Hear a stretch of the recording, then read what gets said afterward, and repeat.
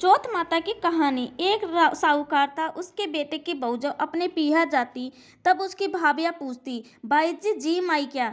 तब वह जवाब देती, हाँ जी माई बासी खुशी। कुछ दिन बाद उसका पति अपने ससुराल आया, तब उसकी सहेलियां बोली, आप हमारी बाई जी को बासी खुशी रोटियां क्यों देते हो? यह बात आपके आपके घर आने के लिए अच्छी नहीं है। साहूकार का लड़का शर्मिंदा हो गया। घर आया तो वह अपने खाने की थाली तो उसे देता और उसकी लेकर आप खाता। थोड़े दिन बाद फिर मायके गई तो भाभीियों ने पूछा, क्यों भाई जी, अब तो अच्छी तरह से भोजन मिलता है ना? पर उसने वैसा ही जवाब दिया। साहूकार का बेटा लाने गया तो फिर सहेलियों ने उल उल्हाना दी, बोली आप अपनी माँ को कुछ नहीं कहते। तब साहूकार के लड़के ने चुप्पी मार ली और घर आकर अपनी स्त्री से बोला, तुम बिना मतलब मुझे क्यों बदनाम करती हो? बहू बोली, अभी बड़ों की कमाई खाती हूँ, आपकी कमाई जब खाऊंगी तो ताज़ा भोजन करूंगी। साहूकार का बेटा समझ गया और अच्छा मुहूर्त दिखाकर कमाने के लिए चला गया। कई वर्ष बीत गए। एक दिन बहू पड़ोस में आग लेने गई। पड़ोसन बोली, इस समय कौन आग देगा? हम तो कहानी सुन रही हैं। उसने कहा, किसकी कहानी सुनती हो और इससे क्या होता है? महिलाएं बोली, चौथ के व्रत की कहानी सुनती है। अन्न होता है, धन होता है, पुत्र पोते होते हैं, 12 वर्ष का बिछड़ा पति मिल जाता है। तब घर आकर साहूकार के बेटे की बहू ने भी व्रत नियम लिया। उसकी सास उसे 4 समय भोजन देती। एक समय का तो भोजन वह गाय को देती, एक समय का ब्राह्मणी को देती, एक समय का राखुंडे में गाड़ देती और चौथे समय का भोजन चांद को अर्घ देकर खुद खा लेती। इस तरह वे चौथ का व्रत करती। दिनों से महीने निकले, महीनों से साल निकले। एक रोज चौथ विनायक आपस में बतलाए, उसके पति को दिसावर से बुलाना ही नहीं चाहिए। अब उसे व्रत करते हुए बहुत दिन हो गए। ऐसा विचार कर साहूकार के बेटे को सपने में चौथ माता ने कहा, तुझे घर गए इतने दिन हो गए, अब तू अपने घर जा, तेरी स्त्री तुझे बहुत याद करती है। वह बोला, जाऊं कैसे? मैंने तो अपना कारोबार इतना फैला रखा है कि जल्दी सुलटना मुश्किल है। चौथ माता ने कहा, कल सारा काम सुलट जाएगा। सुबह चौथ माता का नाम लेकर बैठ गए जाना। देने वाले तो दे जाएंगे और लेने वाले ले जाएंगे। सुबह वह उठा और चौथ माता का नाम लेकर बैठ गया। देने वाले दे गए और लेने वाले ले गए। तब वह जाने की तैयारी चल पड़ी। चलते चलते भवानी उजाड़ आई। देखा कि एक काला नाग अग्नि की तरफ जा रहा था। साहूकार के बेटे ने उसे छिकचकार दिया। सर्प को बड़ा क्रोध आया। उसने कहा, पापी हत्यारे, तूने मुझे छिक्कार कर यहाँ क्या किया है? मैं कई दिनों से भूखा मरता कष्ट पा रहा था। आज मैं जलकर अपने कष्ट को दूर कर देता। अब मैं तुझको खाऊंगा। साहूकार का बेटा बोला, भाई खा तो ले, पर मुझे मेरी माँ और बहू से मिले बहुत वर्ष हो गए।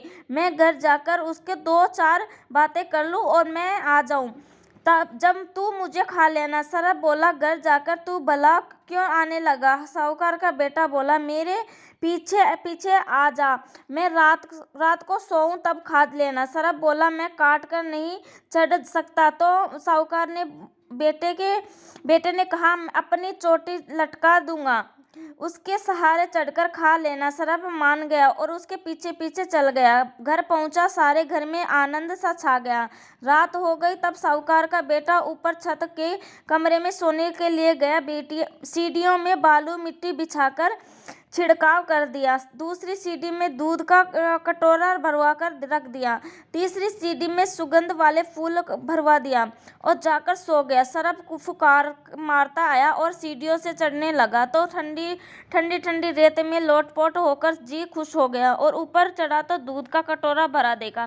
केसर कस्तूरी गिरा हुआ दूध पीकर मस्त हो गया। आगे चलकर फूलों की सुगंध में मस्त हो गया। हर बार उसने सोचा कि ऐसा आदमी को खाने तो नहीं चाहिए, पर खाऊंगा ही। चौथ विनायक आपस में बतलाए कि काल तो पास आ गया, इतने वर्ष तुम्हारे व्रत किए तब इसका पति मिला, उसका भी सुख जा रहा है। अब विनायक जी ने तलवार से उसके कई टुकड़ों कर दिए। पर सांप की पूंछ में जो भी बाकी रह गया वह उछलकर उसकी जूते में जा गिरा। जी आपस में बतलाए। साहूकार की बहू ने अपने को रोज दलिया आटा डालती है और उसका बदला ना चुकाया तो फिर अपने वश का पालन होना करेगा। ऐसा ही विचार करके उस पूछ से लिपट गई और रात रात में उसका सारा जहर चूस लिया। सुबह साहूकार का लड़का देरी तक नहीं उठा। उसकी माँ ने सोचा चलकर जगाना चाहिए। वह छत की तरफ गई, देखा तो चारों तरफ खून बिखरा पड़ा है। उसने सोचा बेटे के पीछे कोई दुश्मन लगा आया था और उसने उसे मार दिया। यह सोच वह रोने लगी। उसका रोना सुनकर उसका बेटा उठ गया और अपनी माँ से पूछा कि क्या हुआ। तब माँ ने बोला, मैंने सोचा तुम्हें किसी ने मार दिया। तब बेटे ने कहा, तू विचार मत कर, मैं अपनी अच्छी तरह हूँ। मेरा दुश्मन मारा गया, अब तो दान पुण्य करो। फर्श में सीढ़ियों को उछालकर साफ कर दो। फिर उसने अपनी माँ से पूछा, माँ मेरे पीछे अपने कई दान पुण्य या व्रत उपवास किया था क्या। मैं बोली, बेटा हमने तो कुछ भी नहीं किया। उसकी बहू बोली, मैंने चौथ माता का व्रत किया था। उसकी सास बोली, हाँ तूने जरूर किया होगा, रोजाना 4 समय का वो तो तुझे खाना देती रही और तू कहती है चौथ व्रत करती थी। बहू बोली, हाँ देती सो सास तो सही है, मैं खाती नहीं थी। सास ने पूछा, तो क्या करती थी। बहू बोली, पहले समय का तो गऊ को देती थी, दूसरी समय का हथकार वाली ब्राह्मणी को देती थी, तीसरी समय का राखुंडे में दबा देती थी और चौथे समय का चांद को अर्घ देकर मैं खा लेती थी। सास ने कहा, यह कैसे मान जाए। बहू बोली, आप इस बात की जांच कर लो। सास गऊ के पास गई तो गौ ने सिर हिलाया, हाँ भरी। ब्राह्मणी से पूछा तो उसने हाँ दे दी। राखुंडे को खोद कर देखा तो हीरे मोती जगमगा रहे थे। सास को ईमान आ गया और बोली, हाँ बहू तेरे इस व्रत से ही आज मेरा बेटा राजी खुशी है। इसका दुश्मन मारा गया और खूब धन दौलत भी आ गई। उसने सारी नगरी में ढिंढोरा पिटवा दिया कि बेटों की माएँ पुरुषों की स्त्रियाँ 12 चौथ का व्रत करे, 12 महीने नहीं तो चार नहीं तो 2 अपने घोड़े आंख पैर के लिए जरूर करे। हे महाराज, चौथ विनायक जैसे साहूकार के बेटे का कष्ट काटा उसी तरह सबका काटना। उसकी बहू को सुहाग दिया वैसे सबको देना। कहानी के कहने वाले को, उकारा बनने वाले को, हमको और हमारे परिवार को सबको देना। विनायक जी की कहानी। एक बार गणेश जी एक छोटे से बालक का रूप धारण कर हाथ में चावल चम्मच में दूध लेकर सारी नगरी में घूमने लगे। बोले कि कोई माई खीर बना दे। सब लोग हंसने लगे और बोले मजाक करता है और कोई भी खीर बनाने के लिए तैयार नहीं हुआ। एक बुढ़िया माई बोली, ला बेटा मैं बना देती हूँ। वह एक कटोरी लाई तो गणेश जी बोले, कटोरी क्या लाई, भगोना चढ़ा। बुढ़िया माई बोली, इतनी सी खीर तो इसी में बन जाएगी, भगोने का क्या करूँगा। गणेश जी बोले कि माई तू चढ़ा कर तो देख। उसने भगोना चढ़ाया, खीर बनाने लगी। खीर का भगोना भर गया और बुढ़िया हैरान रह गई। लड़का बाहर चला गया और खीर की भगोनी भरकर खीर उबलने लगी। खीर की खुशबू महकने लगी। बुढ़िया की बहू का मन खीर खाने को होने लगा। बहू दरवाजे के पीछे बैठकर कटोरे में खीर लेकर बोली, गणेश जी भोग लगा लो, और खीर खा ली।